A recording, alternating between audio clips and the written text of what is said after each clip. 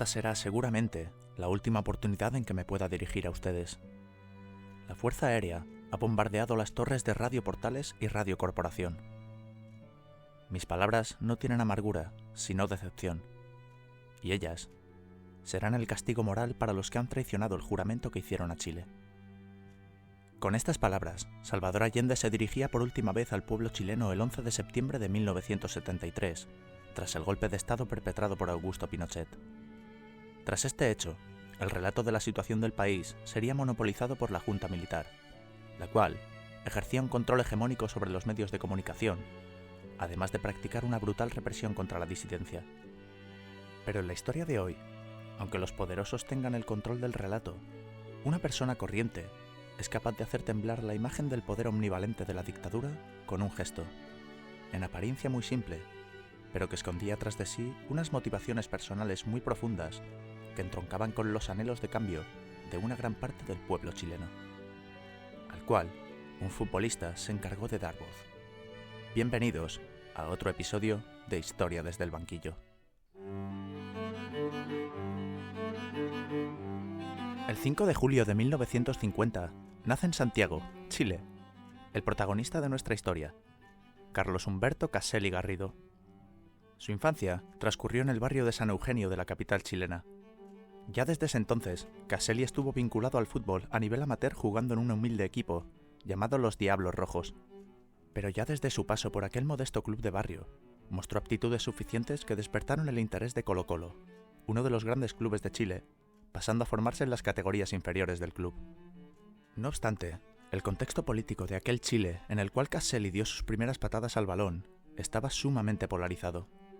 Y es que cuando nuestro protagonista contaba con 14 años, las elecciones presidenciales son ganadas por Eduardo Frei Montalva, un líder democristiano que emprendió una serie de profundas reformas en diferentes ámbitos entre los cuales destaca la producción agraria.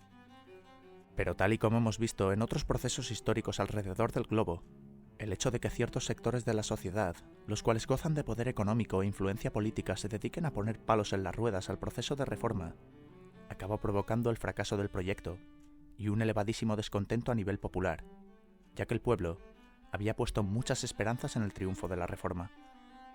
Fue precisamente en 1967, año en el cual Carlos Caselli debutó con el primer equipo de Colo-Colo en un amistoso frente a Peñarol, cuando las tensiones del país se agudizan y la polarización política agrava la situación. Durante los siguientes años, Caselli sería progresivamente con un sitio en el equipo, logrando finalmente afianzarse como titular en la delantera del equipo blanco, llegando a conquistar su primer trofeo como profesional del fútbol en 1970, tras alzarse como campeón del Torneo Nacional de Liga de Chile. Ese mismo año, con un joven Caselli plenamente integrado en la disciplina deportiva de Colo-Colo, el país da un volantazo político considerable. Y es que la polarización derivada del fracaso de las reformas de Frei Montalva hicieron que una parte considerable de la izquierda chilena concurriese a las elecciones de 1970 bajo la coalición Unidad Popular, liderada por Salvador Allende. Finalmente, Allende gana las elecciones con un estrecho margen y da comienzo a un mandato cuyo protagonista fueron diversas reformas de corte socialista, con mayor profundidad que las de su predecesor en el cargo, ya que aparte de expropiaciones a grandes terratenientes, con el objetivo de paliar las grandes desigualdades sociales en el medio rural, Salvador Allende nacionaliza sectores claves de la economía chilena, entre los cuales destaca la minería del cobre. Y es que Chile era el mayor productor mundial de este metal, por lo cual, el control estatal de este recurso era clave para los ingresos por parte del aparato del Estado, con los cuales se subvencionarían otras reformas como la sanitaria o la educativa, las cuales eran urgentes y necesarias para el pueblo chileno. Mientras estas transformaciones sociales y productivas avanzaban, a la par que motivaban un boicot y bloqueo económico a Chile por parte de otros países del mundo, debido al carácter socialista de las reformas en un contexto de Guerra Fría, el Colo-Colo de Carlos Caselli se erige como un potente equipo a nivel nacional y continental. Y es que nuestro protagonista sería clave en la obtención de 2 ligas por parte del equipo de la capital chilena en los años 1970 y 1972. Asimismo, rozó la gloria a nivel continental en la campaña 72-73, al perder la final de la Copa Libertadores frente a Independiente de Avellaneda. Pese a que el rojo se alzó con su 4º título continental, fue Carlos Caselli quien se consagró como máximo anotador del torneo con 9 goles. Su papel destacado en esta competición fue sin duda un escaparate notable para nuestro protagonista, lo cual, al final de aquella memorable temporada, le valió su traspaso a Europa, convirtiéndose en aquel momento en la venta más cara en la historia de un jugador chileno. Aquel verano de 1973, Carlos Caselli pondría rumbo a España para defender los colores del Levante Unión Deportiva, sin ser consciente de que unos meses después su país cambiaría para siempre. El 11 de septiembre de 1973 es una fecha negra en la historia de Chile. Aquel día, la Fuerza Aérea Chilena bombardeó la Casa de la Moneda, sede del gobierno del país, en el marco de un golpe de Estado perpetrado por Augusto Pinochet, quien tras el golpe tomó el control del país y dio un giro de 180 grados en relación a las políticas de Allende, instaurando una dictadura militar con una agenda política exacerbadamente neoliberal. Y es que el Chile de Pinochet fue un laboratorio humano para la Escuela de Chicago, en el cual poner en práctica su teoría económica, no sin antes perpetrar una serie de atrocidades contra la población civil y los opositores políticos. Y es que las detenciones arbitrarias, las torturas y las desapariciones fueron habituales durante los primeros años del régimen dictatorial chileno, y como no podía ser de otra forma, el mundo del fútbol reflejó esa dura realidad. Primeramente, tras la subida al poder de Pinochet, el Estadio Nacional de Chile se convirtió en un centro de detenciones en el cual se perpetraban auténticas atrocidades contra las personas allí encerradas. Se estima que durante los primeros meses de la dictadura, unas 40.000 personas pasaron por ese recinto en calidad de detenidos, convirtiendo la sede de la selección nacional chilena en un símbolo de represión y muerte. Precisamente aquella selección tuvo que viajar a Moscú pocos días después de la subida al poder de Augusto Pinochet, para jugar contra la selección de la Unión Soviética en el marco de las clasificatorias para el Mundial de Alemania de 1974. En el partido de ida, soviéticos y chilenos empataron sin goles en la capital rusa. Aquel resultado fue valorado positivamente por los chilenos, los cuales vieron muchas posibilidades de ganar como locales en la vuelta. El 26 de septiembre de 1973 se disputó un anómalo partido entre Chile y la Unión Soviética en el Estadio Nacional de Santiago de Chile. Sin embargo, los dirigentes del deporte soviético habían alegado que se negaban a jugar en un lugar que aún olía a sangre, debido a las torturas practicadas allí por el régimen dictatorial de Pinochet. Aquella tarde, el combinado chileno salió al terreno de juego a jugar contra nadie. Debido a la ausencia de los soviéticos como protesta por el derrocamiento de Allende, del que tan solo habían pasado 15 días. Tras anotar un gol a puerta vacía, el árbitro dio por finalizado el partido, que vergonzosamente la FIFA validó con el resultado de 2-0 a favor de los chilenos, lo cual les garantizaba el pase a la Copa del Mundo del año siguiente. Aquel fue el primer episodio de un proceso de degradación moral del fútbol chileno, en el proceso de instrumentalización del deporte rey por parte de la dictadura. Para todos aquellos que han afirmado que nunca en la historia hubo una dictadura liberal, les animo a informarse en profundidad sobre el régimen de Augusto Pinochet y la influencia de los conocidos como Chicago Boys en la política económica de este. Pero al margen de la política económica, el régimen persigue subyugar a la selección nacional a los intereses del Estado, razón por la cual la cobertura mediática de estos héroes futbolísticos se dispara. Sin embargo, este elevado protagonismo que se le da a los futbolistas puede convertirse en una herramienta de doble filo. Y es que Carlos Caselli, debido al hecho de encontrarse fuera de Chile, jugando en la Liga Española y gozando de una elevada popularidad en su país natal, debido a su importante papel en la consecución de 2 ligas para Colo-Colo y aquella memorable campaña en la Copa Libertadores de 1973, sintió que tenía una posición idónea para alzar la voz contra el régimen de Pinochet. Pero Carlos Caselli pagó un altísimo precio por su posicionamiento contra el régimen.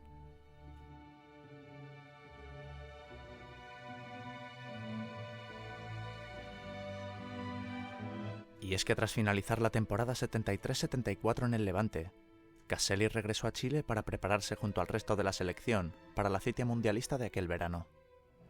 Pero al llegar a casa a visitar a su familia antes de la concentración, nuestro protagonista recibió una dura noticia. Su madre, Olga Garrido, había sido arrestada y salvajemente torturada por la policía militar chilena como represalia por el posicionamiento público de su hijo contra Pinochet. Aquel hecho supuso un punto de no retorno en la visión política de Carlos Caselli sobre la dictadura militar chilena. jurándose a sí mismo que haría todo lo que esté en su mano para luchar contra ella. Pocos días después, la selección se encontraba concentrada en un hotel de la capital chilena antes de emprender el viaje a Alemania. Debido a que este acontecimiento deportivo era de elevada importancia para la dictadura, Augusto Pinochet fue a visitar al combinado nacional para desearles suerte en el torneo acompañado de un séquito de cámaras de la televisión nacional. Aquel día, Carlos Caselli pasaría a la historia por negarle el saludo a Pinochet ante los ojos de todo el país, hecho que irritó profundamente al dictador. Más tarde, Chile fue situado en la Copa del Mundo en un grupo junto a Australia y las dos Alemanias. Tras empatar los dos primeros partidos contra Australia y la República Democrática Alemana, Chile se jugaba el todo por el todo en la última fecha contra la Alemania Federal. Todos sabían que aquel era un rival más que complicado, liderado por grandes jugadores como Franz Beckenbauer, Sepp Maier, Uli Hoeneß y Gerd Müller, los cuales, a la postre, se consagraron campeones del torneo. En aquel partido, la Alemania Federal se adelantó pronto con un gol de Paul Breitner. Pese a que el marcador no se movería tras ese tanto, en la segunda parte sucedería un hecho que haría que Caselli pasase a la historia del fútbol.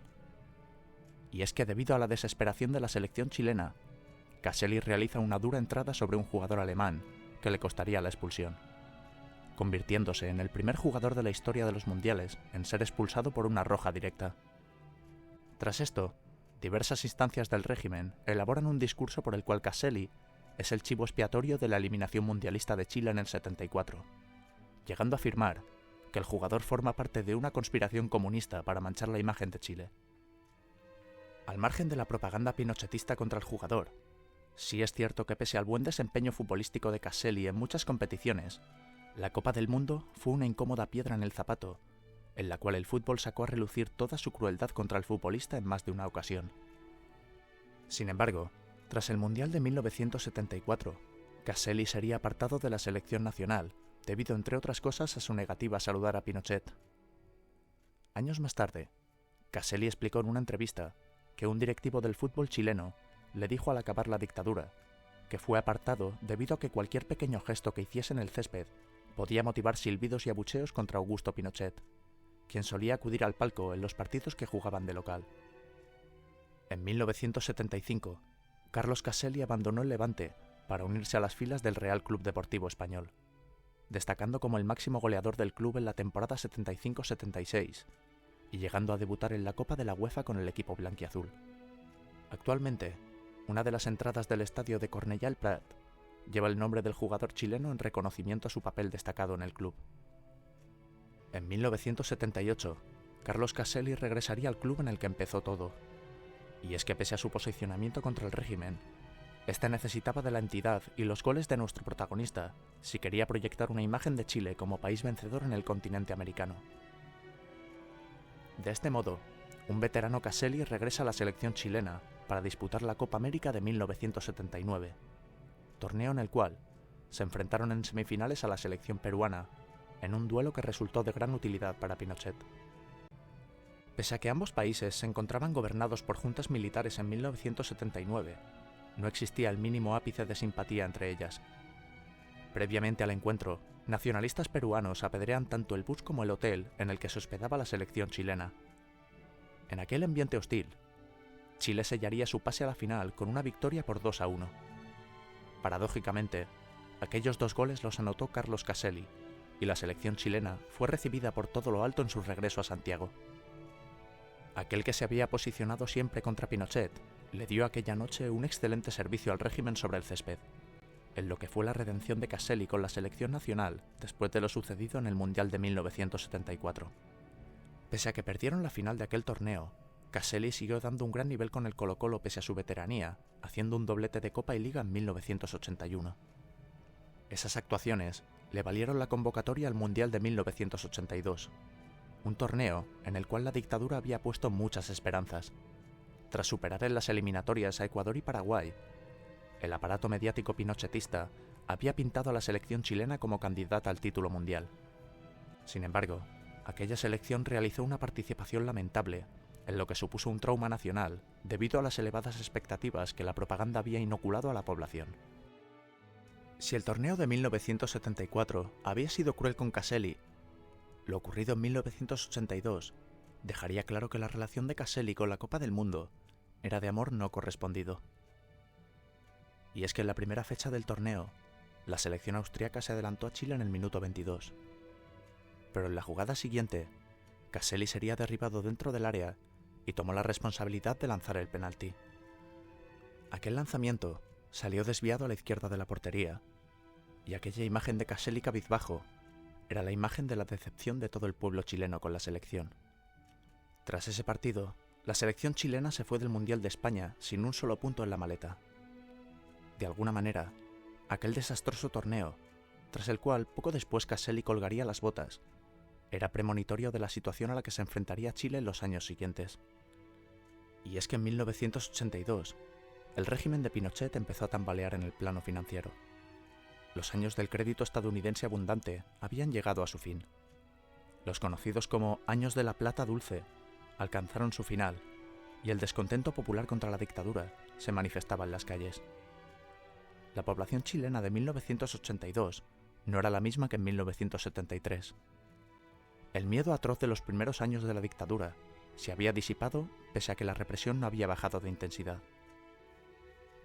Aquella desastrosa situación económica y social, con bancos en bancarrota, un 30% de paro y el sector del cobre, puntero a nivel nacional, en pie de guerra contra Pinochet, dio como resultado una degradación de la dictadura que la dejó en el callejón sin salida de planear un plebiscito acerca de la continuidad de Pinochet en el cargo en el año 1988. En aquella votación, una de las prominentes voces a favor del no a Pinochet fue don Carlos Humberto Caselli Garrido, quien fue un factor clave para movilizar a una parte de la población chilena a las urnas, siendo muy activo en la campaña. Ha quedado en la memoria de los chilenos un spot publicitario que Caselli grabó en aquel momento junto a su madre, el cual prefiero que escuchéis, ya que mi voz no haría justicia a las palabras de nuestro protagonista. Yo fui secuestrada de mi hogar y llevada a un lugar desconocido con la vista vendada, donde fui torturada y vejada brutalmente. Fueron tantas las vejaciones que yo ni siquiera las conté todas, por respeto a mis hijos, a mi esposo, a mi familia, por respeto a mí misma. Las torturas físicas en realidad las pude borrar, pero las torturas morales no creo que las borre tan fácil. No se me pueden olvidar porque aún las tengo muy grabadas en mi mente y en mi corazón. Por eso yo voy a votar que no, porque para que el día de mañana todos juntos vivamos nuestra democracia libre, sin odio, con amor, con alegría, y así todo el país junto conmigo pueda cantar puro Chile, tu cielo azulado. Por eso mi voto es no. Porque su alegría, que ya viene, es mi alegría. Porque sus sentimientos son mis sentimientos. Porque el día de mañana podemos vivir en democracia, libre, sana, solidaria, en que todos podamos compartir. Porque esta linda señora es mi madre. Sin odio, sin violencia, sin miedo. No más. Vote no. Finalmente, Caselli fue a las urnas junto a millones de chilenos a votar el no a Pinochet, siendo esta la opción ganadora del plebiscito con un 55% de los votos. Y es que tras alzarse con 5 ligas nacionales y 3 copas chilenas, Carlos Humberto Caselli Garrido, ya retirado, se proclamó junto a su madre y el pueblo chileno como vencedores en la lucha contra la dictadura. Un trofeo más importante que cualquier otro.